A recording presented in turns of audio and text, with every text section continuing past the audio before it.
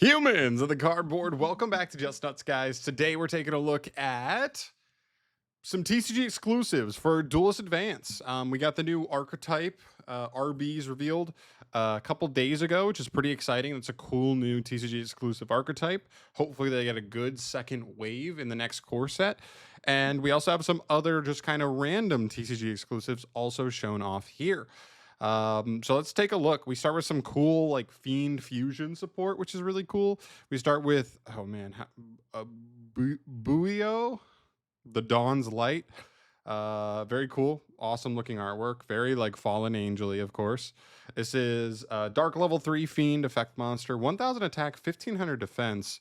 Monsters in your leftmost or rightmost main monster zones cannot be destroyed by card effects. Okay.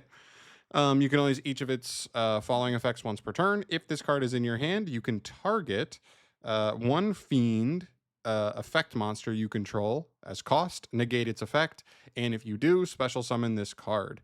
If this card is sent to the graveyard, you can add one Mutiny in the Sky from your deck to your hand. That is a card we will read in just a little bit here, which is pretty cool. But all in all, pretty good card. I mean, if you just put any Fiend monster on the field, this card jumps out of the hand pretty easily. You have to negate something, but assuming we're link climbing from there and moving on, like it probably doesn't matter too much that you're negating your own monster. So jumps on the field pretty easily and then just gets you a search for this additional card. And you'll see that card here in a second. I actually think it's a pretty decent card. We'll get to that. I wonder if there's some cool synergy here also with like something like, what's it, Tour Guide from the Underworld. This is a level 3 Fiend, so just being able to summon this off Tour Guide, link those two off for, I don't know, you could make the Unchained link 2 to get a search and then go from there, while this card also searches you for the card we'll look at in a minute, and then you keep going from there. There could be some good synergy there. Very cool. All right, next up we look at a fusion monster. This mini engine here is definitely dealing with fusions. This is Loose the Dusk's Dark, which is very cool. The artwork on it is really nice. I really like it. This is a Dark Level 8 Fiend Fusion monster. 35 3K, huge stats. This thing is massive, which is great. And it requires 3 Fiend and or Fairy monsters in your graveyard. So you cannot like super poly for this. As far as I know, this saying that it requires monsters from the graveyard means you're not going to be able to use a regular poly card. You're going to have to use some kind of fusion effect that can use cards from grave to make this. But other than that, like pretty nice. Like, I mean, well, you'll see. You have to have a good fusion spell to pair with it. But if you're fusing from the grave, then it's pretty free value at that point. Anyway, monsters in your left or rightmost main monster zones cannot be destroyed by card effects. That's cool. That's a little more important on a card like this than the girl before, because that just means you can summon this, and now this is a 3,500 beater. So like not getting beaten over super easily, and it can't be destroyed by card effects. So they're going to need some non-destruction removal. That's a little bit better. And both of its other effects are hard once per turn. You can target one card your opponent controls as cost, send a Fiend or Fairy monster from your deck to the graveyard. And if you do, destroy that card. It's a slow effect. This is not a quick effect, but like it is still pretty good. Like that is like it's a pop and a foolish. It's, you know, it's a little bit not annoying, but like they did nerf it a little bit by making sure that you have to pop an opponent's card. You can't pop your own card's turn 1 with this to get a foolish. But that's fair enough, I guess. But yeah, it's a pop and a foolish. That's still a good effect nonetheless. If another card or cards you control is destroyed by card effect, except during the damage step, you can target one card on the field, destroy it. So this is interesting. It means like I guess you can pair this with certain stuff, or if your opponent plays into you and like does destroy a card you control, this card's going to trigger to just get you an additional pop. I think about like kind of that scenario with Tour Guide. If this engine gets splashed in with that deck, is there a world where you're just playing the Unchained trap that pops like an Unchained you control and a card your opponent controls, and then that triggers this, so you're getting like double pops? That could actually be pretty neat, right there. So cool. It's a solid card. Doesn't blow me away by any means in terms of its potency as a monster, as a boss monster on the field, but like it's solid enough, especially when we read this final card here for this little engine. This is Mutiny in the Sky. This is a new spell card. Fusion, this is the card searchable off the girl from earlier. Fusion summon one Fiend or Fairy fusion monster from your extra deck by shuffling Fiend and or Fairy monsters from your graveyard into the deck as material. So there you go. It's already just kind of like a Miracle Fusion. It's for Fiends and Fairies only. I didn't go through the list prior to this of like what other Fiend or Fairy fusions exist that actually could make good use of this card, but I'm sure there's something. I'm sure there's definitely something out there. Well, I just have to go through and see. So yeah, that's just already a pretty fuel efficient spell. And lastly, if this card is in your graveyard, you can send a Fiend or Fairy monster from your hand or face-up field to the graveyard to add this card back to your hand. It is a hard once per turn on the ability to fuse, unfortunately. So this isn't one of those crazy broken field spells where it's like you're fusing really efficiently, then it's adding itself back pretty for relatively low cost, and then it's just fusing again. Unfortunately, it's not doing that, but just loading it back up for next turn or getting maybe even just being a discard outlet for a Fiend or Fairy in hand, which can matter. There are definitely Fiend and Fairy cards that would rather be engraved than in hand. They can break up. So that can have some utility there, but solid. Honestly, this engine's really interesting for Fiend and Fairy decks. I would have to take a look a little bit deeper to see what I think this engine actually has the most like possibilities with, but pretty cool nonetheless. All right, and then a couple of other random ones. We have Steel Stringed Sacrifice. I love this. Is it just I can't even tell what's going on. Is he on a baseball field? Is he bunting with his guitar? Like, and he's doing a sacrifice bunt? Is that like what's going on here? I don't know. I don't know. It's kind of hard to tell, but his design is so American. I love it. Light level 1. It just feels weird, like such a Japanese game, and then to just have like a super American artwork like this is just amazing. Anyway, light level 1 warrior monster, 800 attack, 1000 defense. Isn't that the stat line for like the monarch baby monarchs? 800, 1000. If this card is in your hand or grave, you can reveal a level 5 or higher monster in your hand, then activate one of these effects, but you can only use each effect of it once per turn.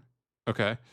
During the end phase of this turn, lose 1,000 life points if you did not normal summon the revealed monster or a monster with the same original name after activating this effect. So very minimal drawback. You don't want to lose 1,000, but if you have to, it's not the end of the world unless you're in a time scenario. So keep in mind, this is working by you activating this card in hand or graveyard, and it's not once per turn on this. So you could activate this in hand. If it gets sent to grave at some point, you then just get to use it from grave because it's not once per turn at all on like your ability to use these. Just one of each of these can only be used once per turn. So the first one just pulls it out of the hand. So just reveal a high level monster, special summon it from hand. Cool, free extender. If it's in grave, I guess, then you could reveal a high monster in hand, add this back to your hand. Okay, gets itself back. And lastly, you can banish this card from your graveyard. And if you do, add a level 5 or higher monster from your graveyard back to your hand. Pretty interesting. That is a really interesting card. This card, I mean, like, this, he rotates himself. He does just do a lot of this super for free. He just isn't doing a ton. But I don't know. Like, this is giving me a little bit of like, is there Monarch synergy here? This card does just jump on the field. You tribute over for the big monster you revealed to get this card going, and then you go with that card, and then this gets itself back to hand, or lets you add back a Monarch in grave after it's tributed or something. Keep in mind, this adds back any level 5 or higher monster from grave. So we're talking Lancia. We're talking Canine cards, even the hand trap one, Izuna. We're talking about even Dimension Shifter. I don't know if that Shifter need no cards engraved. That I doubt that would actually work out cleanly. But I'm just thinking Nib, adding back your own Nib, stuff like that. There could be some actually good utility here. Overall, this card is overall pretty free extender. It's not super powerful on its own, but in a deck that kind of needs free bodies, wants the rotation of resources, maybe discards a lot. So getting this card engraved and getting itself back really easily is really nice for them. I don't know, but there should be some archetypes out there that actually appreciate this card, I would think. It's cool. Next up here, we have XYZ Lei. This is an equip spell for Utopia. Weird that this is a TCG exclusive because it's like main character support. It's an equip spell. The equipped monster gains 200 attack for each XYZ material on the field. Sure. Once per turn, you can activate the following effect based on the equipped monster's card type. So if the monster it's equipped to is an XYZ, you can attach 2 materials from any monster you control to set one XYZ spell or trap from your deck. Fine. That's so fine. Like my whole thing with that is like if you were searching this card, because this doesn't read like a 3 of, right? Because it's not even live. It's not a consistency card. It's not live till you've already been able to play for this effect.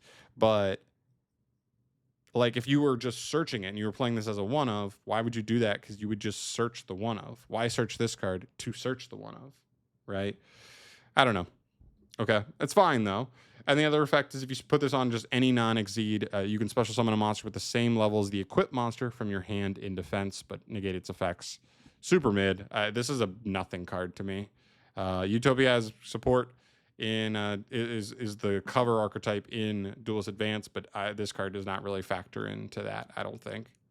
And our last card here for our brand new stuff, before we get into just some of the OCG imports as well and what's coming in Duelist Advance, is Psychic Omnibuster. We did get the Psychic cards also in this set, I believe. And so maybe this card works with them because that's like a Synchro Psychic strategy. So he's a Wind level 7 Psychic Synchro monster. 25, 2,000 for the stats, so pretty solid. He's not fully generic, but he takes any tuner plus 1 or more non-tuner psychics, so still requires psychics there. Each time your opponent activates a card or effect onto the field, except during damage step, you can pay 2,000 life points and declare one card type, monster, spell, or trap. But you can only declare each card type once per turn to activate this effect. Look at one random card in your opponent's hand, and if it is the declared card type, apply these effects in sequence. Skip over any that do not apply. This card cannot be destroyed by the effects of the declared card type this turn. Whatever. Banish that card you looked at face up until the end phase. Yo. Wow, that's actually kind of scary. I guess you can only declare one each. Yeah, I think the bottom line on this card is that it's probably just going to be too risky overall, cuz like if you do whiff, it's a problem. And theoretically, you should only really be hitting one card. If you're lucky, you'll hit 2, right?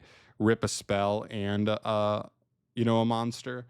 Traps, how are you ever going to guess that there's a trap in their hand that you just wouldn't? I guess it can still get you hand knowledge at the very least, right? They do have to reveal the card that you pick, and there's no drawback on if you whiff aside from paying 2,000 life points each time. But in a psychic deck, you would think that there are ways for you to gain life points to kind of offset some of this, although 6,000 is a ton. It's interesting. I don't think it does enough, right? Especially because it requires your opponent to activate a card on field to use. So I wouldn't make this card as an end board piece, really. There's probably just way better options. I think it would have been interesting if it was just a main phase effect, like 3 times per turn, you can just declare a monster, spell, or trap. And so you're either going to get really big hand knowledge from your opponent, or you're going to actually rip one card and maybe a hand trap if you're able to make this early enough. Stuff like that. But I don't see a world where we're really trying to end on this card. They've nerfed this card enough to where even though it's technically a hand rip card, it's not going to really be doing that all that well. So not too crazy. It reads almost like an insane card, but you realize like it's just never really, how often is it like ripping 2 cards actually? Not enough.